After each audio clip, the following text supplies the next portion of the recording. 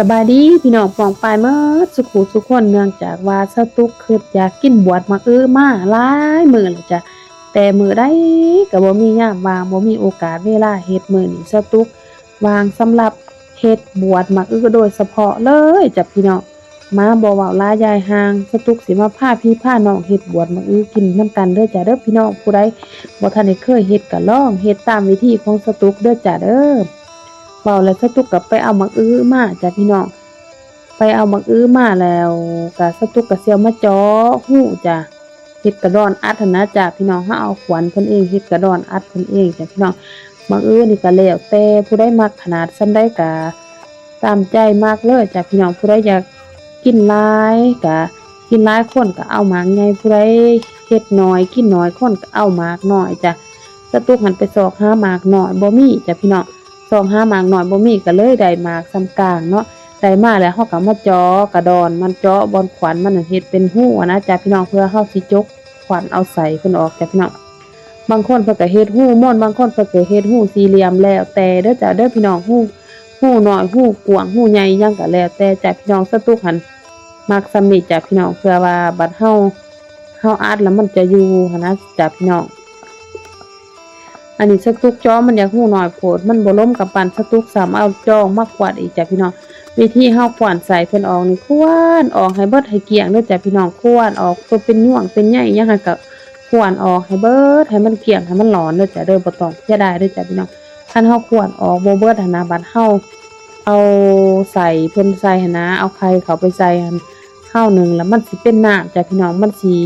เป็นน้ำมันสิบ่งามหั้นนะจ้ะพี่น้องเฮาต้องควานเอาย่วงออกให้เบิดให้เกลี้ยงนี่ได้จ้ะพี่น้องหลังจากนั้นเฮาก็จึงเอาไปล้างจ้ะพี่น้อง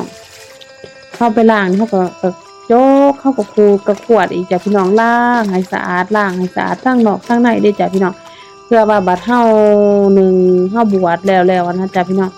บางคนเพิ่นผู้ใดเขาอยากกินเบิดเปลือกกินเทิงเปลือกมาเลยเขาก็กินได้นะจ้ะพี่น้องฉะนั้นเฮาต้องล้างให้เปลือกมาให้มันสะอาดสะอ้างนี่จ้ะพี่น้องเฮาก็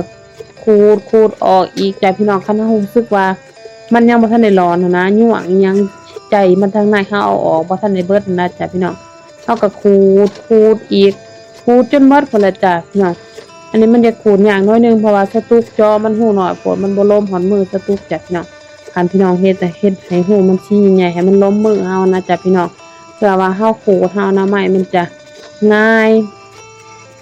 มันจังบ่คุ้งมือเฮาเองก็ขูดอยู่นี่แหละสตุกหลักเอาให้มันออกให้มันเมิดให้มันเหลือแต่เนื้อแน่นๆหั่นนะตัวที่เป็นย่วงเบาๆหั่นบ่ให้มันเหลือขูดให้มันออกให้มันเกลี้ยงมื้อนี่ก็แล้วแต่เนาะเฮาไปซื้อที่แน่ๆคันอยากให้คักให้ดีเฮาต้องเลือกให้ได้มื้อมันมาเด้อจ้ะพี่น้อง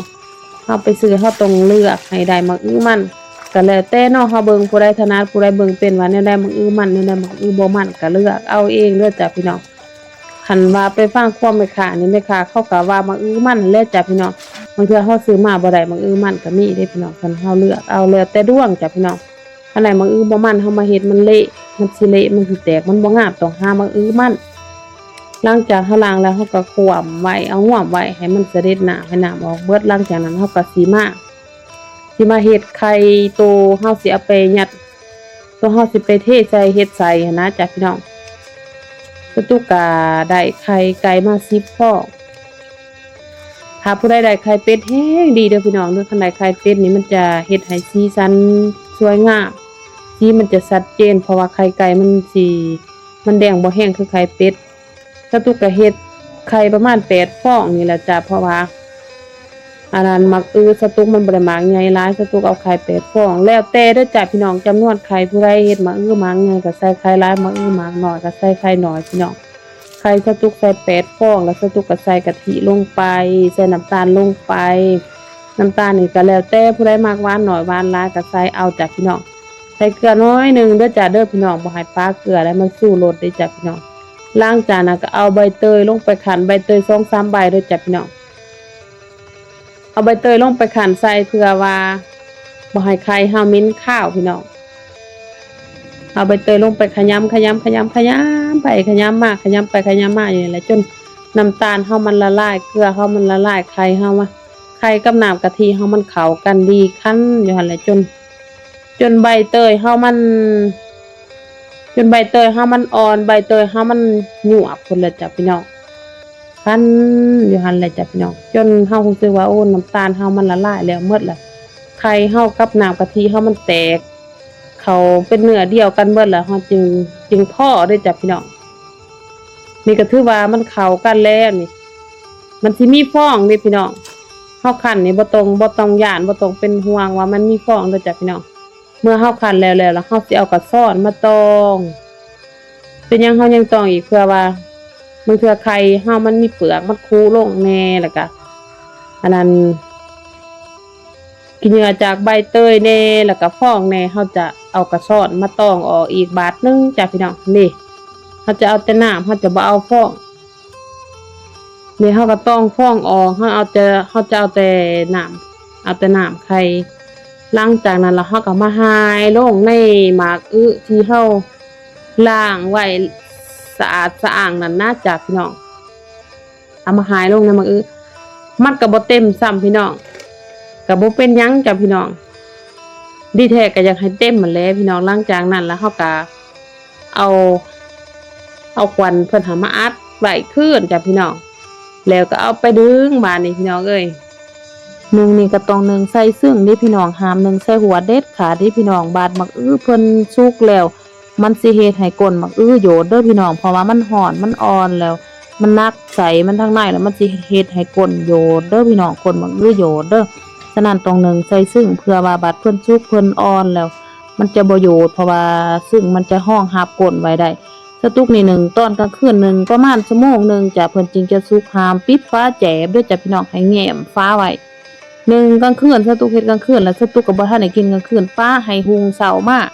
ให้เพิ่นเย็นให้เพิ่นเช็ดตัวแล้วเฮาจึงมากินพี่น้องมันจังสิแซ่บพี่น้องเฮาไปปาดกินตอนร้อนๆบ่ได้จ้ะพี่น้องมันเละไข่มันก็บ่ทันได้แข็งเฮาปาดมันจะเละจ้ะพี่น้องเฮาต้องปาให้เย็นนี่ก็คือหน้าตาหลังจากเพิ่นเช็ดตัวแล้วจ้ะพี่น้อง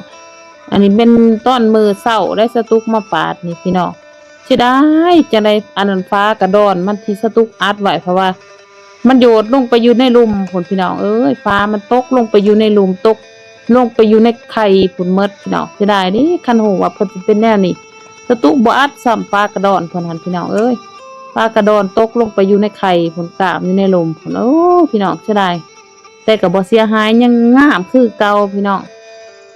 เห็นบ่พี่น้องเนื้อไข่มันจะมันจะแน่นมันจะบ่เป็นฟองอากาศมันจะนิ่มมันจะเนียนโลดเด้จ้ะพี่น้องนี่ผู้ใดอยากเฮ็ดกินหั่นลองเอาไปลองเฮ็ดเด้อจ้ะเด้อพี่น้องสตุกเฮ็ดนี่ไข่ก็เนียนบ่มีฟองอากาศเนื้อความหวานความมันต่างพอดีกินพอดีแซ่บโลดพี่น้องอันนี้แม่นสูตรมาเฮาเฮ็ดกินเองจ้ะพี่น้องสตุกเฮ็ดสูตรบ้านๆนี่แหละสูตรสตุกเฮ็ดกินเองแหละแต่ว่าเพิ่นเฮ็ดขายให้เขาเฮ็ดขายจักเขาเฮ็ดแนวใดบ่ฮู้พี่น้องแต่ว่าซ้ำนี่มันแซ่บแล้วพี่น้องผู้ใดอยากลองเฮ็ดก็ลองเอาไปเฮ็ดเบิ่งเด้อจ้ะพี่น้องลองเฮ็ดกินเบิ่งมันแซ่บพี่น้องเนื้อมันแน่นไข่มันแน่นมันเนียนมันบ่มีฟองอากาศพี่น้องแซ่บ